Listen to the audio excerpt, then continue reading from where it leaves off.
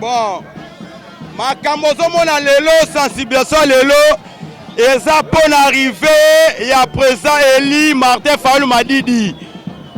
Eza pour la sensibilisation au carnaval. Lelo doza pour la carnaval sensibilisation pour la Moronzamboka arriver à le 31. Doza wana pour la koyamba Moronzamboka le 31. Toujours moi la mboka faut dans la kanda.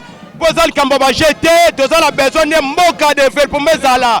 Donc liboso voilà force de résistance à ça toujours la sensibilisation ben la mobilisation générale ya Tchangu. Pour makambo za na Tchangu yango moni force à telemi pour la sensibiliser ba jeune.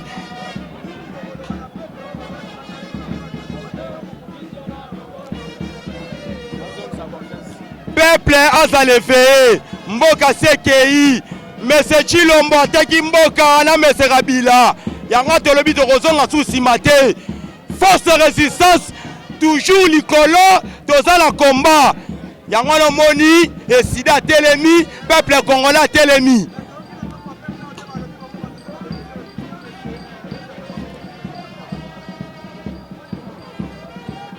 Lambalia ekosimba te pe koleka te pe tokoya te kosenga makile tanga. Ouais, mbote moi mboka.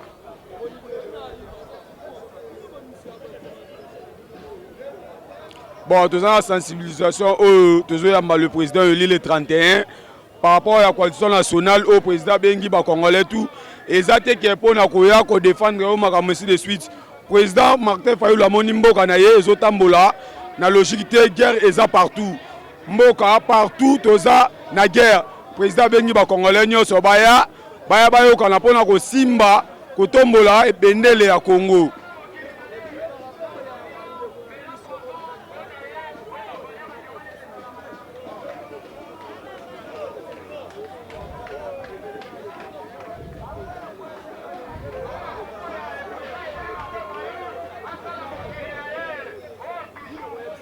Bon, pour na bato tout ba libana mboka, pour na bato tout balobi ke basisi confiance na bango pour na ba politicien.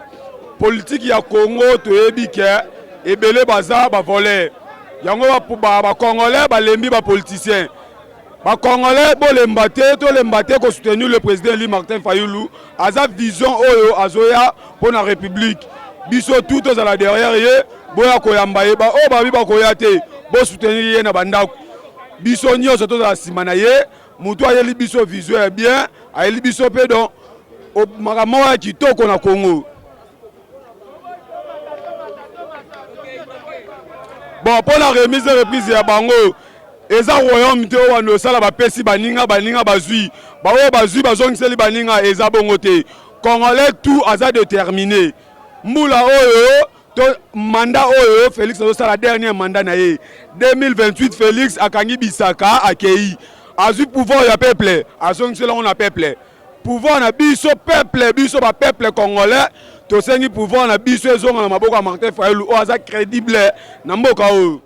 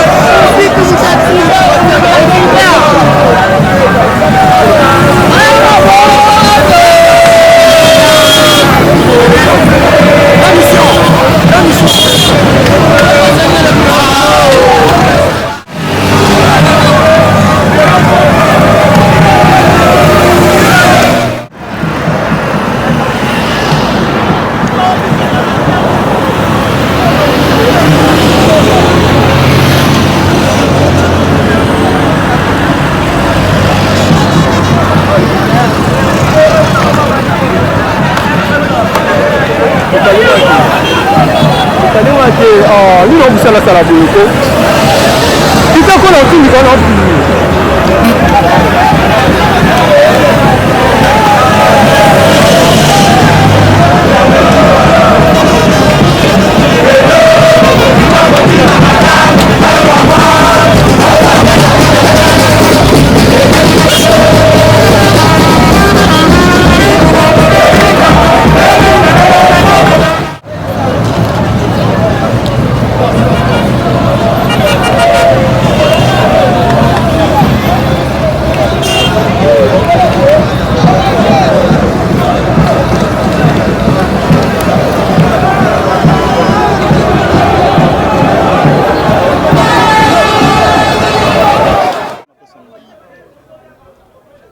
Bien, merci Banamboka, camarade Herman Nzita, responsable, il y a Ligue de jeunes et Longona, camarade Dieu merci, il y a résistance.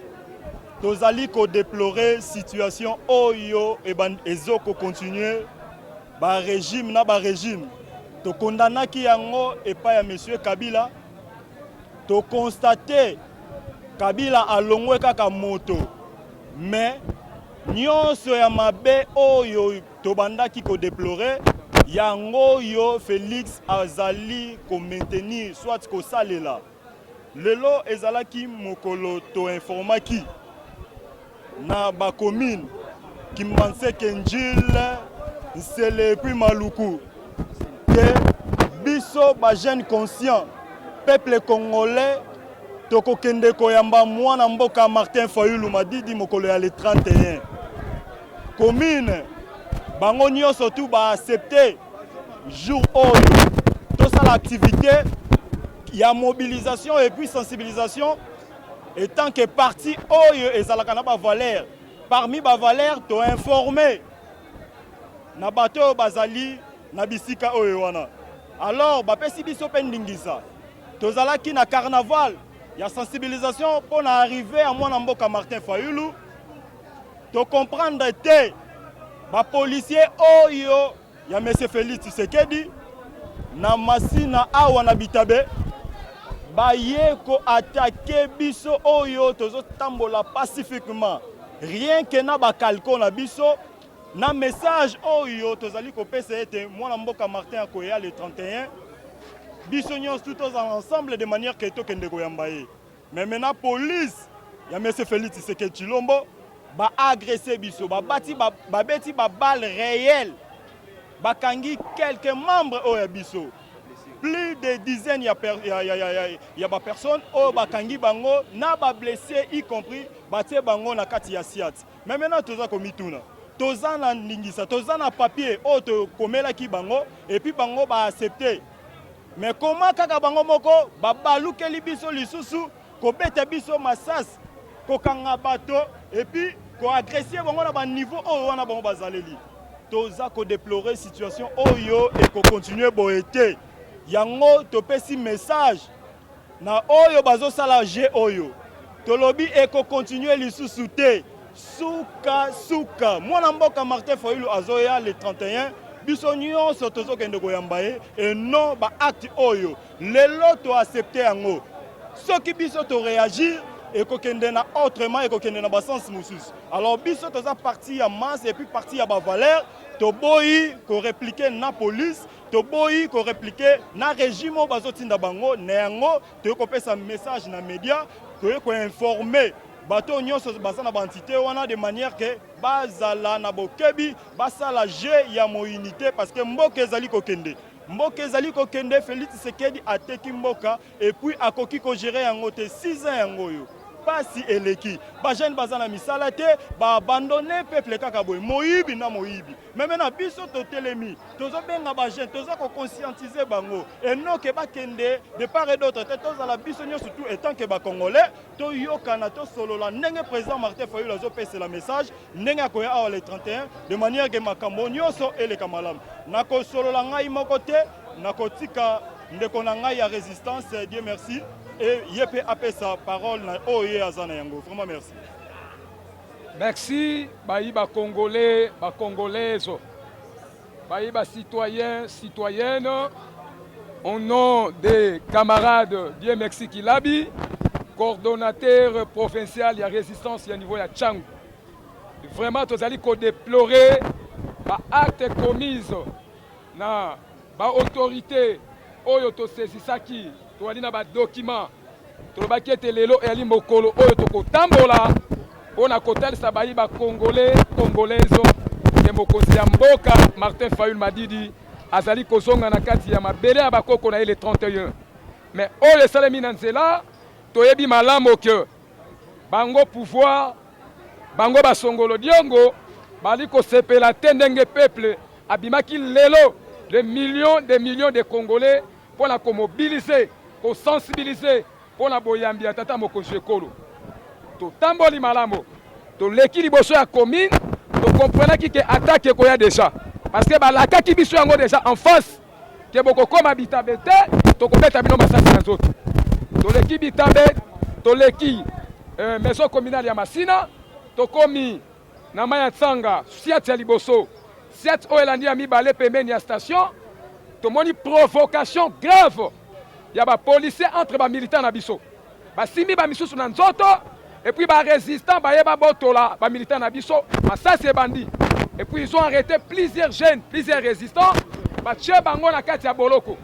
Ba yena bango déjà commis, ba misusu bazana na siat, o ezali na sima station na marché de la liberté. Bande konanga bakambi na biso ya parti. Et puis ba congolais manso oyo bazali de part et d'autre.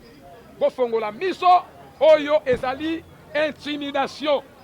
Mais on ne peut pas céder na intimidation na bango ya busoba. To céder te. Mais oyo elakisi ete bali ko banga biso déjà. Mais dans les 48 heures, tozali ko la recommandation na autobengi général ya ville, y compris major ya commune. Et puis, colonel ya district, to pesi bango 48 heures. Dans les 48 heures, il faut une libération immédiate. Ceux qui basali yango te, biso résistant to komi sont mobilisés, to kozali boso a commune. Ceux qui bakokanga to kondima bakanga biso avant que Fayulu aille le 31. Parce que trop c'est trop. Peuple azali ko souffrir, peuple azoli ya malamu te. Misala ezate banzele ezate. Peuple à comprendre que ba promettre que soit le peuple d'abord, aujourd'hui est comme que le ventre d'abord et le voyage d'abord. C'est pour cela que le peuple a dit non. Cette fois-ci, c'est le changement. Le changement s'appelle qui? Martin Fayulu. C'est pour cela, Bande Konanga, et l'autre Ekobang Sabiso ezali et tokoti kapete ko sensibiliser peuple. Oyo bakangi to pesi bango 48 heures. Batika bango bazala libanda et le dimanche ou le jeudi, vendredi, samedi tokozasu na balabala. Pour ko sensibiliser la population. Oyo ezali première mi-temps. Deuxième mi-temps ezali ko ezali na nzela. Tolobi ti bakoyoka. Merci.